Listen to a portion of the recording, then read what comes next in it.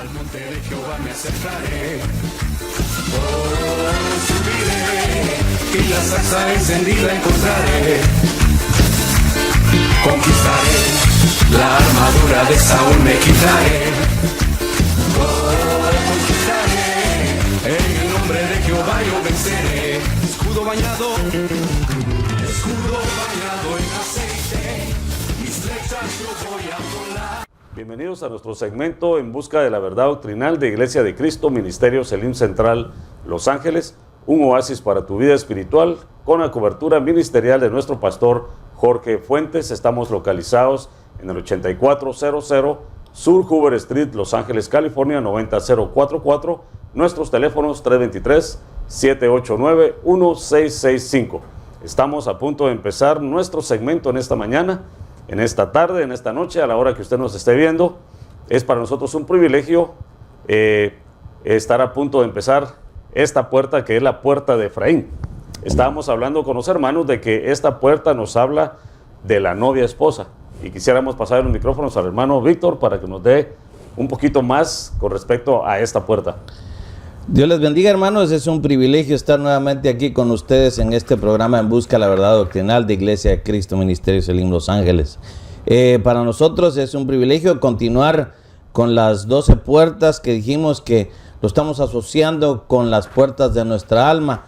Y en esta ocasión estamos hablando de esta puerta de Efraín, que nos habla acerca de la doble unción. Y la doble unción traía a mi memoria el pasaje de las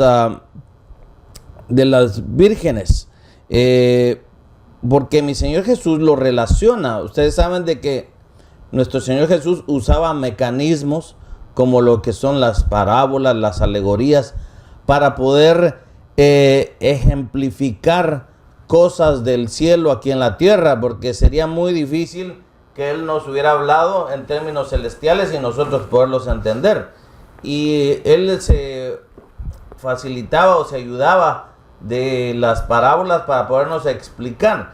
Y en la parábola de las vírgenes dice que el reino de los cielos sería semejante, o va a ser semejante a 10 vírgenes que, tomando sus lámparas, salieron a recibir al novio. Y dice, 5 de ellas eran insensatas y 5 de ellas eran prudentes.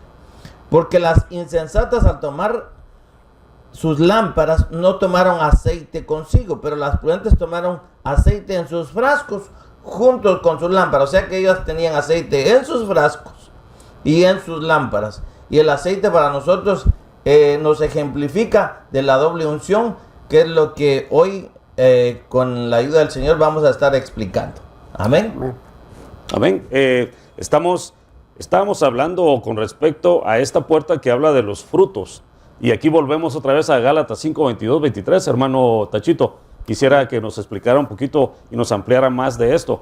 Bueno, sabemos que los frutos los produce el Espíritu Santo. Por eso dice el fruto del Espíritu es amor, con 8 virtudes. Pero yo creo que todo creyente tiene que abundar en este tipo de frutos. ¿Por qué? Porque sabemos que tenemos o somos depósitos y morada permanente del Espíritu Santo, entonces tenemos que abundar esos frutos. Cualquier persona que diga que tiene al Espíritu Santo y carece de estos frutos está por dudar de lo que nosotros podemos o sabemos a través de la Biblia. Con pie de imprenta sabemos que estos, de alguna manera, ¿quién hace que demos esos frutos? El Espíritu Santo. Entonces aquel que tiene el Espíritu Santo va a dar este tipo de frutos. Ahora, concerniente a cómo es que se van a dar el sometimiento que nosotros tenemos para Dios y para el Espíritu Santo. Si el conductor de nuestra vida es el Espíritu Santo, si el regente de nuestra vida es el Espíritu Santo, es obvio que vamos a dar todos esos frutos. Y perdóname que se lo diga, pero es una demanda que Dios hace. Si aquel que tiene al Espíritu Santo tiene que dar frutos, por eso dice que Dios es amor. Y si Dios es amor y tenemos a Dios, nosotros tenemos que emanar amor. Simple como eso. Entonces es algo tan obvio que el que da esos frutos es porque tiene al Espíritu Santo, ¿eh? Y el Espíritu Santo no se da por medida también. Queremos decir eso. Siempre que usted anhela más y más de Él, es tan suficiente y tan vasto que al llenarnos a nosotros pudiera llenar millones y millones de vasijas más. Sí, pero vemos también algo muy importante aquí en esta puerta que nos habla de que esta puerta tiene que estar abierta de par en par. Hemos estado hablando de otras puertas, algunas puertas se tuvieron que estar completamente cerradas, pero nos habla de esta puerta de que tiene que estar abierta de par en par. ¿Y cuál sería, como quien dice, uno de los frutos que tendría que manifestar esta persona como para ser llamada novia esposa, hermano Víctor? Bueno, si nosotros vamos a seguir el ejemplo de nuestro Señor Jesucristo, Él es amor. Y si hay algo que se debe evidenciar, como estaba diciendo mi hermano Jorge, de que si estas puertas tienen que estar abiertas de par en par, es porque el fruto del amor tiene que salir de nosotros, tiene que brotar de nosotros. Nuestro Señor Jesús dijo que el que iba a creer en Él, de su vientre iban a brotar ríos de agua viva que iban a dar vida a otros. Entonces, nosotros tenemos la capacidad de que ya teniendo ese amor de Cristo, nosotros podemos tener el amor por las almas perdidas. Ese amor de que puede sobrepasar aún problemas, vicisitudes, rencores, envidias, porque estuvimos hablando acerca de los frutos y vemos de que lo contrario a una envidia, a un rencor, es el amor, la paciencia, la mansedumbre. Todas esas, cuando van creciendo en nosotros, cuando están haciendo evidentes. Por eso el apóstol Pablo decía, ¿de qué le servía a él tener todos los dones, hacer maravillas, y si no tenía el amor? O sea que el amor es lo básico, lo esencial en todo cristiano, en todo hijo de Dios, para que se evidencie de que el Señor Jesucristo ya mora en nosotros, ya vive en nosotros. ¿Cómo se va a saber que nosotros amamos a Dios? Cuando nosotros amamos a nuestro hermano. Porque la palabra de Dios dice que si nosotros decimos que amamos a Cristo y no amamos a nuestro hermano, dice que somos mentirosos. Entonces, yo creo que lo esencial, lo básico que se tiene que mostrar en un hijo de Dios nacido de nuevo, en el que el Señor ya está haciendo la obra, es el amor. Y también vemos aquí, hermano Tachito, de que esta puerta nos habla de que tenemos que dar frutos. Porque aquí se dice de que si a la luz de la palabra se ve, de que si no se dan frutos a tiempo, dice que el enemigo está presto para entrar a esta puerta y entra con toda su furia. Bueno, volvemos a lo que dice el libro de Juan, capítulo 15, el versículo 13 en adelante. Dice, y Mateo 7 dice que aquel que no da frutos tiene que ser cortado. ¿Por qué? El tema pasado mencionamos acerca de cuando el Señor llegó a la higuera. El Señor conocía toda esa tierra porque Él se había desarrollado, ahí había vivido su niñez, su juventud, ahí vivía, conocía cuáles eran los frutos primarios del pueblo de Israel. ¿Por qué es que Él le fue a pedir frutos a esa higuera? Y la higuera no le dio, y lo increíble es que se sorprendió a sus discípulos cuando Él la maldijo y se secó. Ahora, nosotros tenemos que ser conscientes de que aquel que se aparta de Dios no puede dar fruto. Mira, yo leía el versículo que leyó ahorita el pastor Víctor de Juan 7:37-38, dice, porque el que cree en mí tendrá de beber, dice, y la escritura dice que tendrán, dice, dentro de su vientre se entrirá como ríos de agua viva. Pero en el 39 dice, decía esto Jesús recibiendo al Espíritu Santo, dice que recibirían los que creyeren en Él. Dice, todavía no era porque Él todavía no ha ascendido en su gloria. Pero para nosotros que ya creímos y Él ya está sentado a la diestra del Padre, el Espíritu Santo es obvio que tenemos que dar frutos. Y como decimos, dentro del fruto del amor es el más primordial de todo el creyente. Ahora, yo siempre me gusta ilustrar esto. Por ejemplo, un árbol que por ejemplo lo plantan aquí, y es muy obvio en este país donde se cuida mucho la vegetación y todo.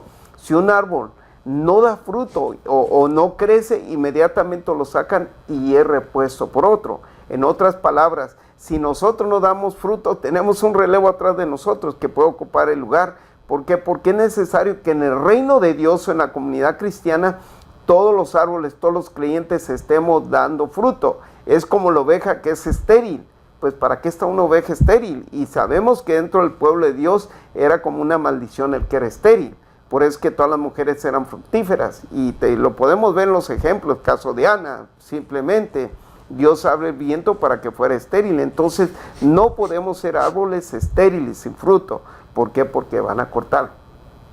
Amén. Y aquí nos damos cuenta de que la Biblia nos da un ejemplo de todo lo que podría entrar si esta puerta está abierta y no está dando frutos. Por ejemplo, habla en Jeremías 39:3 y dice, y entraron todos los oficiales del rey de Babilonia y se sentaron en la puerta central, Nergal Sarecer, Samgar Nebo, Sarsequim el Rabsasaris, Nergal Sarecer el Ramag y todos los demás oficiales del rey de Babilonia estaban atentos para entrar en esta puerta. Pero lo interesante de esto es de que nos habla cada uno de los nombres. Y esos nombres tienen un significado muy interesante, ¿verdad, hermano Víctor? Sí, bueno, es interesante ver cómo cuando el Señor habla acerca de la parábola del sembrador y dice que y al sembrar parte de la semilla cayó junto al camino y vinieron las aves y se las comieron. Entonces, vemos nosotros aquí de que el Señor está hablando de que la semilla es buena. Toda la palabra de Dios es buena, la semilla es buena. Lo que va a depender para que se dé fruto o no se dé fruto va a ser el terreno donde cae la semilla. Porque nosotros vemos de que semilla cayó entre espinos, semilla cayó entre pedregales, otra cayó en buena tierra, otra cayó junto al camino. Entonces nosotros vemos de que depende del terreno donde caiga esa semilla, así va a depender los frutos que nosotros empecemos a dar. O sea, de que una de las cosas que nosotros debemos de pedirle al Señor es de que abone nuestra tierra. Si nosotros por alguna razón somos estériles, que no podemos dar fruto, yo creo de que tenemos que pedirle al Señor que empecemos a dar fruto más de alguna manera, más de alguna forma. Un ejemplo que yo miraba y es bien interesante, de que Juan el Bautista, cuando miraba a los fariseos que supuestamente venían arrepentidos a las aguas del bautismo, él les dijo, haced frutos dignos de arrepentimiento, porque ellos se jactaban y decían, nosotros somos hijos de Abraham, y él les dijo, un momento, ustedes creen que por ser religiosos ustedes van a entrar en el reino de los cielos. No, les dijo, mi padre les dijo, puede hacer hasta de estas piedras hijos de Abraham. O sea, de que vivir una vida religiosa no es realmente mostrar los frutos que el Señor está pidiendo en nosotros. La palabra nos dice que un corazón contrito y humillado, el Señor no lo desecha. O sea, de que para que nosotros evidenciemos de que se están dando los verdaderos frutos del Señor en nosotros, es de que tengamos un corazón sensible a la palabra, para que cuando esa semilla caiga pueda germinar y pueda dar fruto cuando el Señor venga a pedirlo. Y aquí nos damos cuenta, hermano Tachito, de que cada uno de los nombres tiene un significado, como lo estábamos hablando al principio, tiene un significado muy interesante de notar, porque habla de personas egoístas, egocéntricas, amadores de sí mismos. Y empezamos a darnos cuenta de que también dice que estos personas que venían con el rey Nabucodonosor se sentaron enfrente de la puerta de Efraín. Sí. Y ahí nos damos cuenta de que era algo que venían ellos a tomar conquista sobre esa ciudad. Pero ¿por qué sobre esa puerta, hermano? ¿Por qué específicamente ahí? Es obvio, mire, si nosotros vemos la estrategia militar bélica de aquellos tiempos, era hacer muros. Las puertas solo servían para que entrar y saliera el ejército. Y cuando querían incursionar en aquellos tiempos, las puertas se cerraban y se sellaban. Por eso vemos que algunas tenían torre. La torre representa al Espíritu Santo, donde estaba aquel vigilante o el atalaya que avisaba cuando venía el enemigo, y se cerraban las puertas. Entonces vemos que algunas puertas tenían cerrojo y también tenían una especie de, se llaman trinks, que se ponían en la puerta para que no pudieran ellos acceder a la ciudad. Pero se sentaron enfrente porque yo pienso que estos estaban estudiando. La puerta estaba abierta, por eso es que nosotros no podemos dejar la puerta abierta. Ahora miren, dicen que el Señor es la puerta, Él es la puerta. Ahora es bien interesante, por ejemplo, ver el primer personaje del cual hablamos aquí, es Nergal Sarecer. dice que es uno de los principales. Cuando habla de los principales, era alguien influyente, posiblemente un embajador dentro de todos los embajadores que tenía, pero este era mago. Y nosotros vemos en cuál fue la oposición en el caso de Moisés cuando él llega a liberar el pueblo, que se presenta aquellos dos magos, ahorita se me fue el nombre, pero que se oponían a que el pueblo saliera del pueblo, de alguna manera contendiendo con Moisés, con Janes la palabra, Janes y Jambres. Ahora vemos que este mago, que era uno de los principales que estaban ahí, representa al espíritu de error. ¿Por qué? Porque sabemos, y quiero decir de una vez, abrir un paréntesis en esto, es el espíritu del anticristo. ¿Por qué? Porque la Biblia dice, lo podemos ver en el libro de Mateo y en Apocalipsis 13, en Mateo 24, donde dice que va a hacer descender fuego del cielo, magia. ¿Para qué? Para, si es posible, confundir o de alguna manera ponerle tropiezo a los hijos, a los escogidos. Entonces, este espíritu es un espíritu de error, y eso lo estamos viendo mucho en nuestros tiempos. Usted empieza a ver esos movimientos donde hay, perdóneme que diga esto, pero hay mentalistas. Hay gente que empieza de alguna manera a fabular con las mentes y los conquistan con espíritu de error. Y también lo podemos ver en el libro segundo de Timoteo, cuando habla 3, las características que tiene el espíritu del anticristo: amadores de sí, orgullosos, no tienen respeto por su padre. Todo eso, si nosotros vamos y empezamos a adjudicar algunos de estos caracteres a este personaje, especialmente el líder de ellos, eunuco, pero era un principal, y eso deberíamos de tomarlo muy en cuenta cuando habla de un principal. Era una persona muy importante. Entonces nosotros tenemos que tener cuidado. ¿Por qué? Porque esos están velando, están sentados para ver a qué horas abrimos nuestras puertas. Por eso es que nuestra puerta tiene que ser sellada, y así lo dice el libro de los Cantares: sella mi puerta, sella mi portón. Entonces tenemos que tener cuidado con esos personajes, hermano Jorge. Amén. Entonces aquí nos damos cuenta de que habla también de que tenemos que ser cristocéntricos, y es algo que nos estamos dando cuenta en estos últimos días, que se está viendo de que ya muchos ya no creen en la venida de nuestro Señor Jesucristo. Entonces usted estaba hablando de un espíritu de error. Entonces ahí nos damos cuenta de que es prácticamente lo que se está moviendo, ese espíritu de anticristo, ¿verdad, hermano Víctor? Sí, volviendo otra vez a la parábola que estábamos hablando, del sembrador y la semilla. Cuando mi Señor da el ejemplo, o más bien explica la parábola, dice que la semilla que cayó junto al camino, dice: a todos los que oyen la palabra del reino y no la entienden, el maligno viene y arrebata lo que fue sembrado en su corazón. O sea que no hubo tiempo de que germinara esa semilla, no hubo tiempo de que diera fruto. Y lo más tremendo es de que el Señor tuvo un encuentro con los fariseos.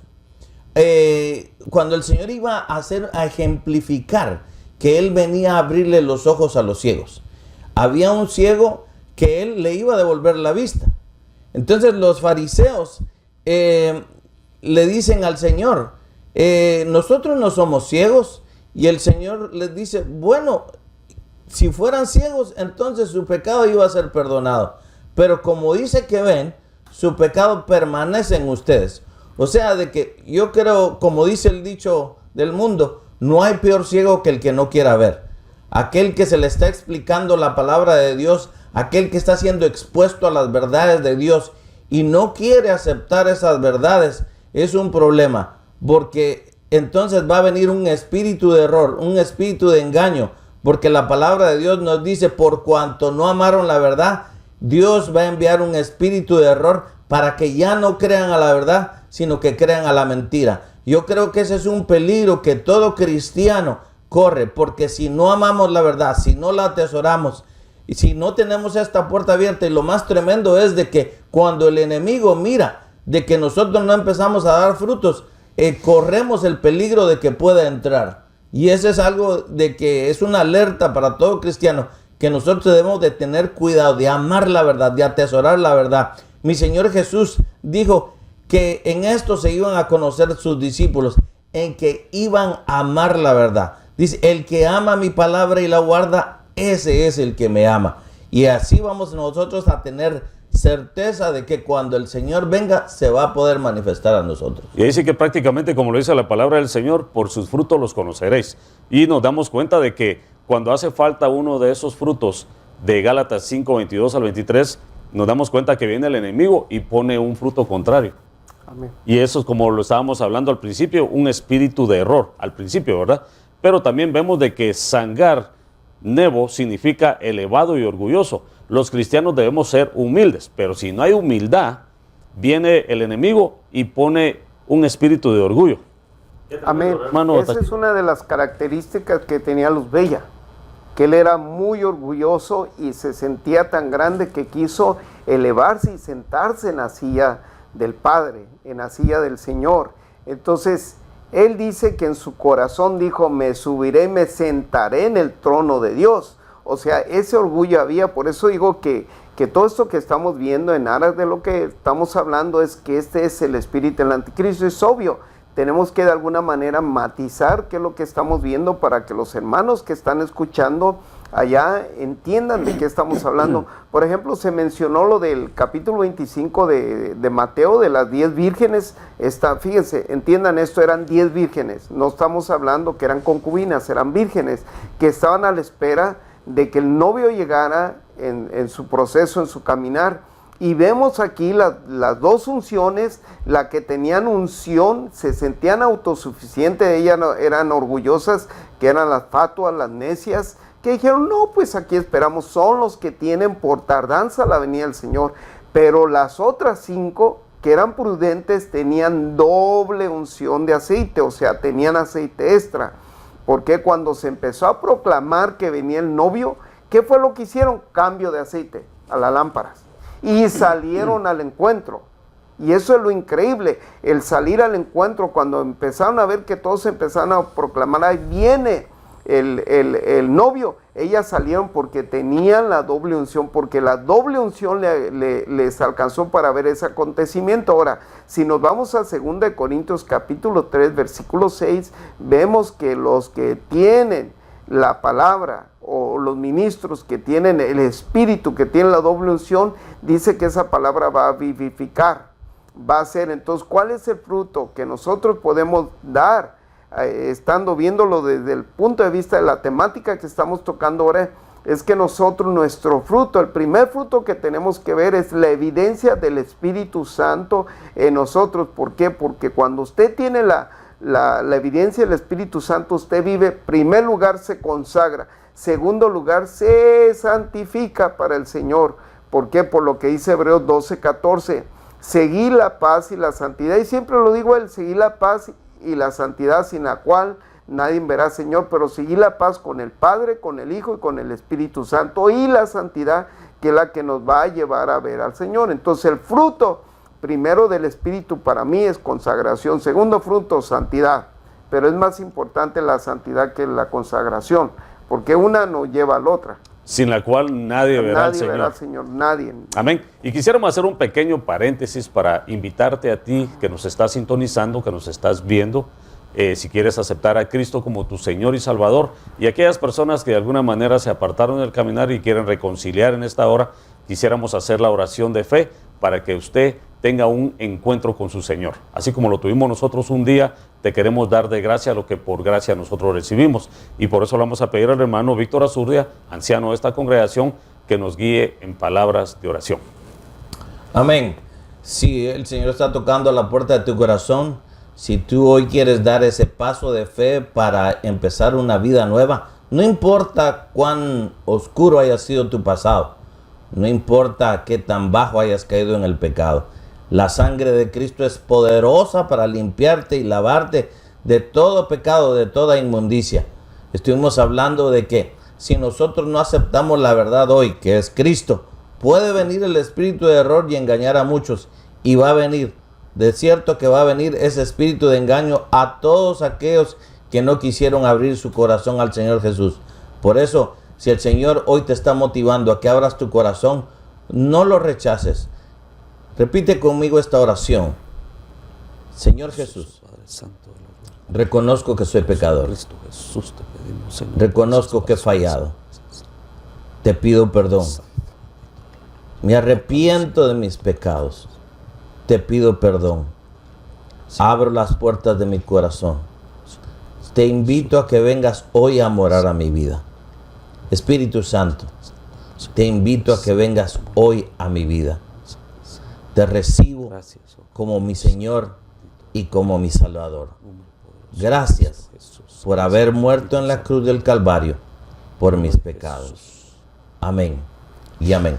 Si tú hiciste esa oración de fe con la autoridad de la Biblia, yo te digo que tus pecados han sido borrados. El Señor los ha echado en el fondo de la mar y no se acuerda más de ellos.